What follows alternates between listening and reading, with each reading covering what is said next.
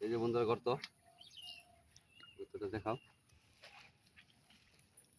এই জলের নিচে আছে, দেখি বসে দিয়া এই খাই ফেলেছে, সর্বনাশ। দেওয়া মাত্র খাই ফেলাইলো বন্ধুরা।